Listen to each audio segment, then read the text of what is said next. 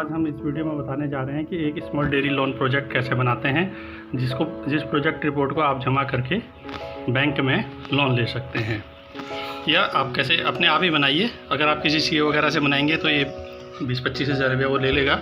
आप खुद बनाएंगे तो इतना पैसा आप सेव कर सकते हैं। तो दोस्तों, सबसे पहले आपको इंट्रोडक्शन लिखना है, जैसे कि मेरा नाम ये है और मैं यहाँ रहता हूँ और मैंने डेयरी या मार्केटिंग में इतने साल का अनुभव किया है और मैं ये चीज़ें बेचता था, और उसके बाद ये सब चीज़ें, रिच एक्सपीरियंस अपना पुराना क्या क्या है, ये सब चीज़ें आपके बारे में लिखा जाएगा उसमें। फिर आपकी मार्केट इन्फॉर्मेशन, मतलब कि आप यूनिट कहाँ लगा रहे हो और आपका सामान क्यों बिकेगा, आप मतलब डेयरी के प्रोजेक्ट वगैरह क्यों बिकेंगे, आपके प्रोडक्ट वगैरह आप क्या क्या बनाओगे, ये सब चीज़ें आप इसमें मार्केट इन्फॉर्मेशन के बारे में लगाओगे। जैसे नियर बाई टाउन है तो भाई मैं इतना दूध जो प्रोडक्शन करूँगा नियर बाई टाउन में बेचूँगा, जहाँ गवर्नमेंट ऑफिसेज हैं, जो जिनकी फैमिली वहाँ रहती है उनको दूध की ज़रूरत है, स्कूल्स हैं, कॉलेज हैं, वहाँ दूध की खपत ज़्यादा है। इस टाइप की चीज़ें इसमें लिखनी है। उसके बाद आपको नीचे तीसरे पेज में आपको लिखना है कि आपको कितना रिक्वायरमेंट ऑफ द लोन है। तो टर्म लोन आपको 9.50 लाख है हमारे प्रोजेक्ट के हिसाब से जो हमने बनाया है यहाँ पे, और कैश क्रेडिट आपको 2.43 लाख आएगा। तो टोटल लोन आपको 11.93 लाख चाहिए, राउंड फिगर में 12 लाख बोल सकते हैं इसको, और मार्जिन आपका 25% हुआ तो 5.63 लाख। टोटल प्रोजेक्ट कॉस्ट आप लोन प्लस आपका मार्जिन 17.56 लाख हो गया। अब देखो दोस्तों, requirement and mean of finance आप चौथे पेज में लिखिए। Capital expenditure and working capital अलग अलग दो चीज़ें होती हैं, मैं बताऊंगा अभी इसमें। कार्यशील पूंजी क्या होती है और कैपिटल एक्सपेंडिचर क्या होता है। फिर आते हैं कैपिटल एक्सपेंडिचर में क्या क्या चीज़ें आती है। कैपिटल एक्सपेंडिचर में आता है कॉस्ट ऑफ लैंड आएगा, जो एक बार खर्च होंगी उसको कैपिटल एक्सपेंडिचर बोलेंगे, और फिक्स एसेट हो जाएगी जो। Cost of set for animal and storage, जो भी स्टोरेज आप बनाओगे उसमें भूसा वगैरह रखने के लिए या खड़ी या चारा वगैरह रखने के लिए। कॉस्ट ऑफ सी बैफलोज, मतलब कि आपको भैंसें कितनी खरीदनी है। कॉस्ट ऑफ इक्विपमेंट्स, मतलब बर्तन वगैरह उसमें जिसमें दूध वगैरह गर्म करते हैं, फ्रीजिंग, अगर फ्रीजर वगैरह ले रहे हो तो वो भी आप ले सकते हैं उसमें। कॉस्ट ऑफ व्हीकल्स, अगर आपको ज़रूरत है तो एक बाइक ले लीजिए जिसको आप डिस्ट्रीब्यूट करते जाएंगे जहाँ से जिसके थ्रू दूध। वाटर एंड इलेक्ट्रिसिटी, वाटर के लिए हो सकता है कि आपको हैंडपम्प हैंडपम्प या बोरवेल लगाना पड़े, और इलेक्ट्रिसिटी का जो भी खर्चा होगा, इक्विपमेंट्स वगैरह, पंखे वगैरह आपको लगाने पड़ेंगे भैंसों के टेम्परेचर मेंटेन के लिए। सर्दियों में आपको हीटर लगाना पड़ेगा। तो ये सब चीज़ें आपको ये कैपिटल एक्सपेंडिचर के अंतर्गत आई। तो अब मैंने बताया, जैसे मैंने इसमें दिखाया कि लैंड ऑन, मतलब लैंड आपके पास खुद है। शेड कॉस्ट मैंने लेके चला हूँ कि 800 रुपये पर स्क्वायर फीट लगभग आता है। 4000 स्क्वायर फीट का आपने शेड को बनाया तो 3,20,000 रुपये आपका लग गया। एनिमल कॉस्ट मैंने इसमें देखो दोस्तों, मुर्रा भैंस या महसाना भैंस का कॉस्ट लिया है 8,000 रुपया, 80,000 रुपया सॉरी, और 10 भैंसों का ये प्रोजेक्ट है तो 8 लाख रुपया आपका लग गया।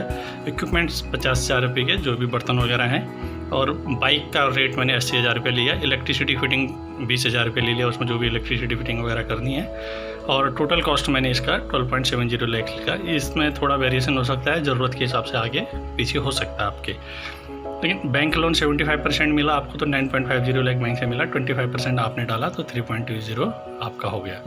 तो इसी तरह से वर्किंग कैपिटल में क्या क्या आता है दोस्तों, जो डे टू डे यूज़ में, मतलब कि आपको अगर भैंस पाल रहे हैं, उसमें 5 जानवर हैं, तो उसमें क्या क्या रिक्वायरमेंट आपको डे टू डे लगेंगी। तो ड्राई वाटर है दोस्तों, सूखा चारा है, कंसनट्रेट फूड है, मतलब गीला चारा है, मेडिकल है, मेडिसिन है, डॉक्टर है, कभी कभी भैंस बीमार पड़ेगी या रेगुलर चेकअप तो वैसे भी भैंसों का करते रहना चाहिए। इंश्योरेंस कॉस्ट है भैंसों की। लेबर और मैनेजर है, जो भी आप उसको सैलरी देंगे, एक आध लेबर रखेंगे। फ्यूल एंड इलेक्ट्रिसिटी भी आपका लगेगा, भाई बिल आएगा, और मोटरसाइकिल में आप इधर उधर जाएंगे तो उसमें भी आपका खर्चा लगेगा। वाटर का बिल आएगा, वाटर अगर पंप से नहीं निकालना है या कनेक्शन ले रखा है तो उसका बिल अलग से आएगा, कॉमर्शियल। फ़ोन, आपका फ़ोन वगैरह भी आप चलाएंगे, और मिसलिनियस कुछ चार्जेज होंगे जो छोटा मोटा अलग से होगा। तो ड्राई फूड मतलब लैक्टेशन और नॉन लैक्टेशन पीरियड में बांट दिया आपने वर्किंग कैपिटल में, कार्यशील पूंजी को बांटने के लिए। ये नहीं कि जब भैंस दूध दे रही होगी तो ज़्यादा खाएगी, और जब भैंस दूध नहीं दे रही होगी तो कम खाएगी। तो अभी क्या होगा कि जब बैंक आपको लोन देगा तो पहले 5 एनिमल ही देगा फर्स्ट स्टेज में, और नेक्स्ट जो 5 भैंसों के लिए लोन छोड़ेगा वो 6 महीने बाद छोड़ेगा। तो फर्स्ट में आपको और ये मान के चलते हैं कि एट ए टाइम आपकी 5 भैंसें दूध देंगी, और 6 महीने के लिए देंगी, और 6 महीने बाद वो नई भैंसें आपको दूध देने लगेंगी, जिससे आपका वर्किंग साइकिल चलते रहेगा। फिर 1 साल बाद ये भैंस फिर से बच्चा देगी, दूध देने लगेगी, तो इस वक्त से ये साइकिल चलेगा।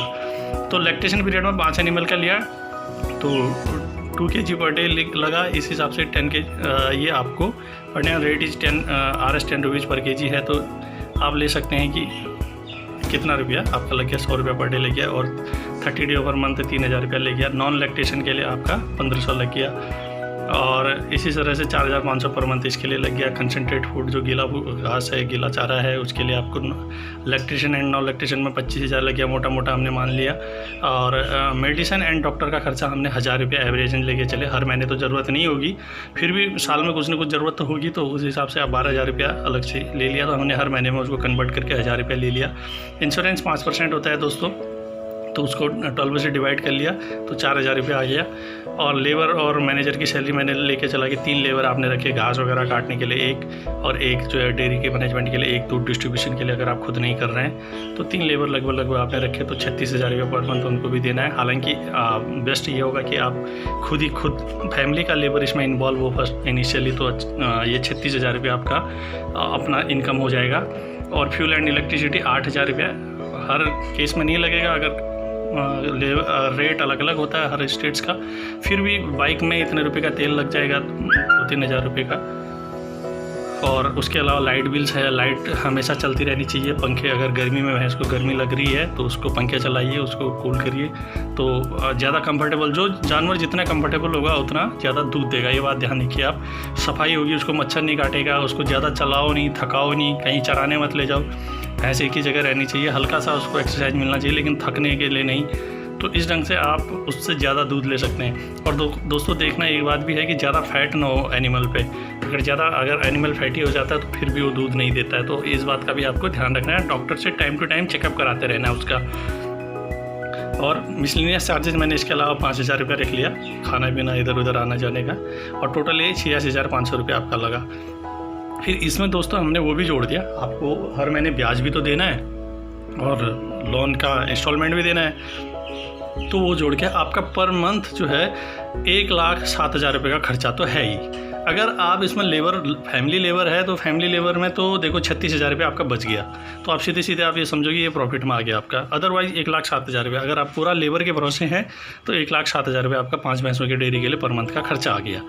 तो अब कितना हम पर मंथ खर्चा होगा, 14 लीटर दूध पर डे देगी। हमने लेके चले 5 दूध, जब ये मुर्रा भैंस होती है, अगर क्लाइमेटिक कंडीशन सही है तो 14 लीटर दूध देगी पर डे, सुबह और शाम मिला के, और 5 भैंसें 70 लीटर दूध देगी। तो भैंस का दूध का रेट अभी ज़्यादा चल रहा है दोस्तों। प्योर भैंस का जो दूध है क्योंकि उसका फैट लेवल ज़्यादा होता है, 10 से 12 तक भी होता है इसका फैट लेवल। और तो इस हिसाब से 1,26,000 रुपये की आपकी इनकम आई। हालांकि इस इनकम में मैंने वो नहीं जोड़ा अभी, जो आप इसके गोबर वगैरह को बेच के भी कमा सकते हैं।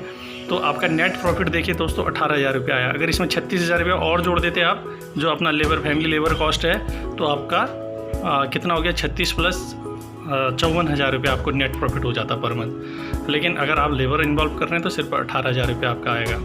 तो अब वर्किंग कैपिटल आपको कैसे दिया जाता है, 1 महीने का खर्च इंटू 3, मतलब बैंक ये लेके चलता है कि 3 महीने में आपको जितना भी आपने दूध बेचा लोगों से 3 महीने, हालांकि आप तो पर मंथ देंगे, हो सकता है कोई लोग 2 महीने में दें, कोई 3 महीने में दें, तो बैंक ये लेके चलता है कि 3 महीने में आपको जो है ना लगभग पूरा आपका जो फर्स्ट मंथ का पैसा लगा है वो वापस आ जाएगा।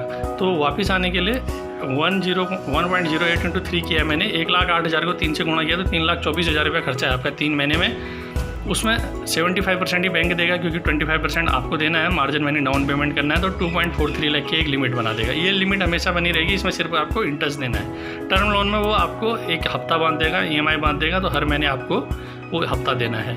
तो इस तरह से आपका टोटल लोन आपका हो गया। टर्म लोन आपको मिलेगा जिसकी EMI आएगी, जिसका मतलब आपको महीने का महीना इंस्टॉलमेंट देना हो 9.50 लाख है, और 2.43 लाख की आपकी एक लिमिट बन जाएगी, जिससे आपको पैसा, जो भी आपका पैसा आएगा उसमें रोटेट करते रहना है। तो दोस्तों ये था एक छोटा सा स्मॉल प्रोजेक्ट है डेयरी का। 5 भैंसें at a time lactation period यानी कि दूध देती हुई, और टोटल जो भैंसें आपके पास जानवर हैं वो 10 हैं। तो इस तरह से ये टोटल प्रोजेक्ट कॉस्ट जो है इसकी लगभग 17 लाख रुपये आई। और ये वेरी कर सकती है आपके एरिया के हिसाब से, ऊपर नीचे थोड़ा हो सकता है, लेकिन इतना ही आएगा। हालांकि भैंस का रेट कई जगह 1 लाख तक भी पहुंच गया। कोई अच्छी क्वालिटी के भैंस लाते हैं तो अब तो 1,20,30 हज़ार रुपये तक भी आ रहा है। तो रिसेंटली आई हैव विजिटेड मोर मंडी और महसाना इन गुजरात, तो मैंने देखा कि भैंसों का रेट अब 1,50,000 तक भी हो गया वहाँ पर। लेकिन हम एवरेज रेट लेके चले जो लोकल मार्केट में मिलता है, तो वो ये स्मॉल प्रोजेक्ट डेयरी लोन था दोस्तों, जिसको आप बना के अपने हिसाब से बैंक में जमा कर सकते हैं अगर आप डेयरी प्रोजेक्ट लगाना चाह रहे हो। तो इसी के साथ मैं वीडियो समाप्त कर रहा हूँ। धन्यवाद।